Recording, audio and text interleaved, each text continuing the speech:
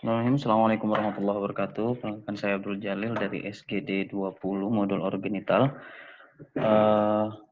Izinkan saya membuat video hukuman karena kemarin ada keterlambatan dalam pengumpulan tugas dan disuruh membuat video membahas materi tentang kemarin ada 3, yaitu glandula prostat, kemudian glandula bulbourethralis sama vesicula seminalis. Mungkin saya akan share screen terlebih dahulu.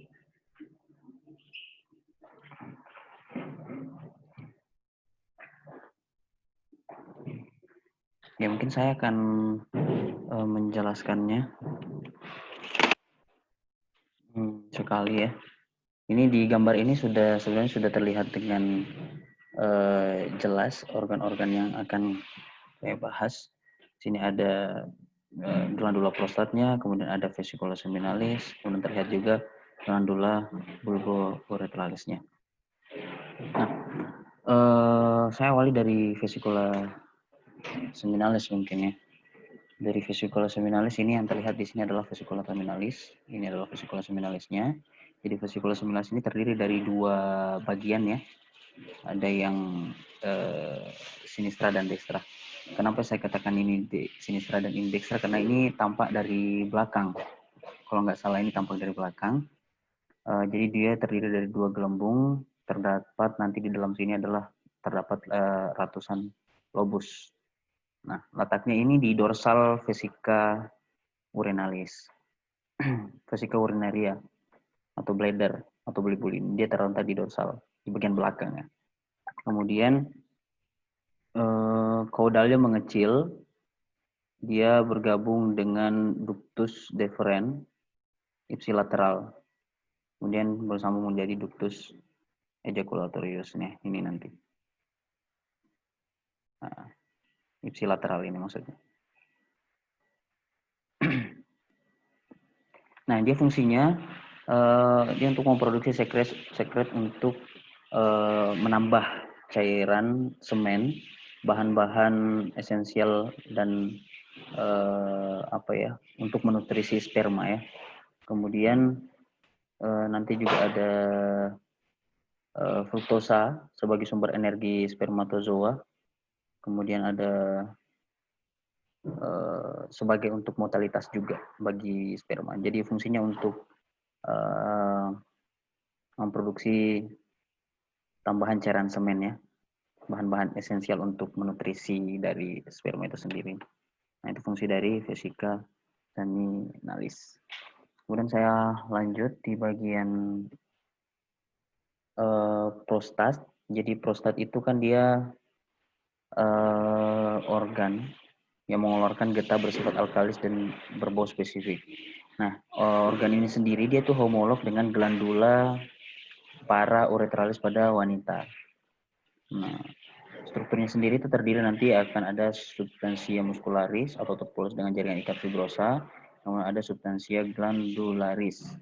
Beberapa kelompok kelenjar-kelenjar diantaranya substansia muscularis, kelenjar-kelenjar ini menghasilkan cairan yang ikut membentuk semen yang memberi bau spesifik.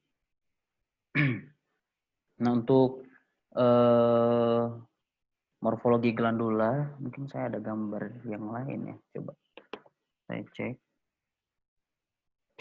Semoga terlihat ya. Nah, ini bisa kita lihat di sini beberapa istilahnya morfologi dari glandula prostat atau kelenjar prostat ini sendiri. Ini ada basisnya. Jadi basis ini yang menghadap dengan vesica urinaria. Kemudian nanti ada apex. Apexnya ini menghadap dengan diafragma pelvis. Coba.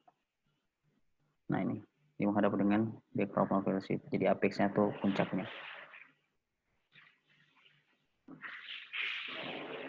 Kemudian dia juga nanti ada 2 fasies infralateral, Jadi ada dua fasies infralateral, kemudian ada fasies anterior dan posterior. Ini yang terlihat di belakang adalah fasies posterior. Nah, kalau untuk sintopinya sendiri, glandula prostat itu pakai gambar mana ya? pakai gambar ini. Jadi untuk sintopinya di bagian kranialnya, ini atau di basis ini, nanti dia menghadap vesika urnaria. Yang menghadap vesika urnaria, kemudian di bagian kaudalnya yang menghadap diafragma pelvis. Kemudian di bagian ventralnya atau bagian depannya ini, ini dia akan berhadapan dengan apa sih namanya? Symphysis pubis. Kemudian nanti dia dipisahkan oleh jaringan lemak. Nah, ini jaringan lemaknya. Kemudian di bagian dorsalnya nanti dia akan bersinggungan dengan vesicula seminalis ya.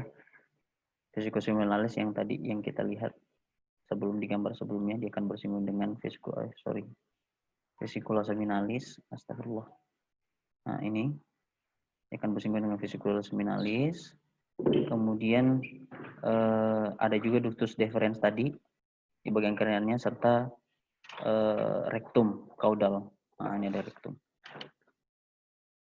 Kemudian nanti di bagian lateralnya ada musculus levator ani dextra et sinistra. Bagian sini. Oke. Nah, selanjutnya apa lagi ya untuk glandula prostat?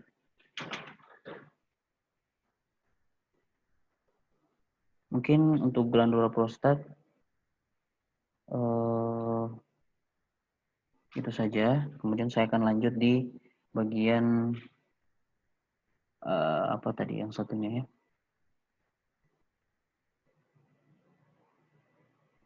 Oh, kelenjar bulbourethralis.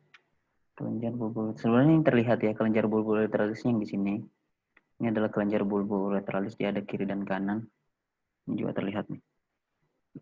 Ya, jadi dia letaknya lateral uretra pars membranosa. Ini kan pars membranosa. Nanti letaknya dia di lateral dari uretra pars membranosa dalam kantong parienalis profundus. Nah, atau cranial membrana parienalis dan bulbus penis. Nah, nanti ini dia terbungkus serabut-serabut otot ya, serabut-serabut otot yang membungkusnya disebut sebagai urogenital diafragma. Nah, ototnya ini disebut sebagai musculus sphincter uretra. Musculus sphincter uretra. Fungsi dari organ ini sendiri atau kelenjar atau glandula bulbouretralis ini yaitu sebagai pluma sperma atau dia sebagai sekret licin ya. Jadi dia saluran keluar tembus membrana parenalis ke uretra pars spongiasa 2 cm cauda membran parenalis.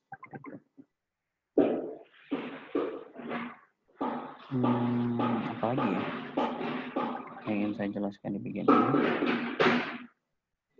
Saya kira cukup ya untuk pembahasan materi ini, mungkin nanti diperjelas lagi. Itu yang bisa saya sampaikan tentang 3 organ ini. Tadi ada glandula prostat, kemudian ada glandula bulbouretralis yang ada di sini kiri dan kanan, kemudian ada vesicula seminalis yang di sini. Ya, terima kasih atas kesempatannya. Billahi taufiq wal hidayah. Assalamualaikum warahmatullahi wabarakatuh.